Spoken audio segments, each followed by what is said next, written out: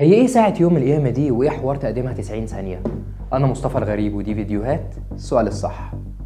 يمكن مصطلح ساعة يوم القيامة ده كلنا سمعناه في الفترة اللي فاتت، ولو حابب تعرف أكتر عنها فأنت في المكان الصح. خلونا نمسك الموضوع من البداية ونرجع مع بعض لسنة 1947 عندما تم إنشاء ساعة يوم القيامة، واللي هي ساعة رمزية عملها مجلس إدارة مجلة علماء الذرة التابعة لجامعة شيكاغو. الساعة دي فكرتها ببساطة بتحذر من قرب نهاية العالم.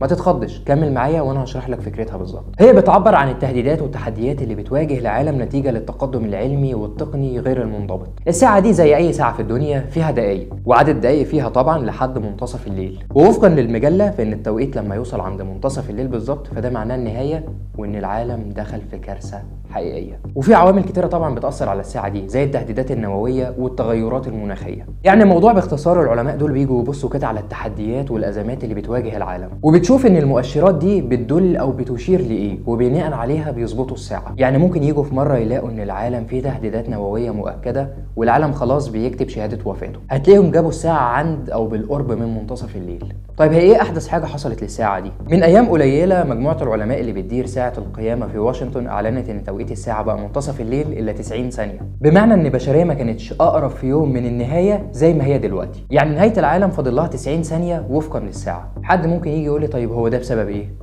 هقول لك حاضر، اديني فرصه وانا هقول لك. لو حضرتك بصيت للعالم دلوقتي هتلاقي فيه تهديدات خطيره مهدده له، ومن ابرزها طبعا الازمه الاوكرانيه الروسيه اللي الموضوع فيها عمال يوسع ومش باين له نهايه، بجانب كمان التهديدات بالاسلحه النوويه، بجانب كمان عندنا الخطر الكبير اللي ما يقلش خطوره عن اي حاجه من اللي فاتت دي وهو التغيرات المناخيه، واللي شفنا خلال السنين القليله اللي فاتت دي تاثيراته السلبيه سواء على البشر او البنيه التحتيه او اقتصادات الدول او اي حاجه تتخيلها. طب حد هنا ممكن يجي يسالني سؤال مهم ويقول لي يعني هي كده خلاص النهايه قربت؟ يمكن زي ما قلت في الاول الساعه دي هي ساعه رمزيه، بمعنى انها بتنبه العالم للخطر اللي هو واقع فيه. الساعه دي بالظبط عامله زي التايمر اللي بتشوفه في القنابل اللي بتشوفها في الافلام، اللي هي بتنبهك وتقول لك الحق قدامك 3 دقايق والقنبله هتفرقع، وتلاقي البطل بقى بيفضل يعمل محاولات لتوقيفها او تعطيلها ويفضل يعرق ويتوتر ويلف حواليه ويتصل باصحابه عشان يعطل القنبله، وقبل ما تفرقع بثانيتين بيكون موقفها. اما بقى لو ملحقش يوقفها وفرقعت فده مش البطل. فالمهم يعني الساعه دي بتحذر العالم، يا جماعه خلي بالكم انتوا ماشيين في سكه غلط. لو حصل استجابه والعالم وقف قدام مسؤولياته وقدر ان هو يواجه الازمات دي، وكمان تم الاتفاق على اليات فعاله لمواجهه تغيرات المناخ وكل المشاكل والكوارث اللي تتخيلوها، الدنيا هتبقى في الامان وهنعدي مرحله الخطر، والساعه كمان هترجع لورا. لكن لو فضلنا ماشيين بالشكل ده فالساعه هتفضل تقرب اكتر واكتر لنقطه منتصف الليل،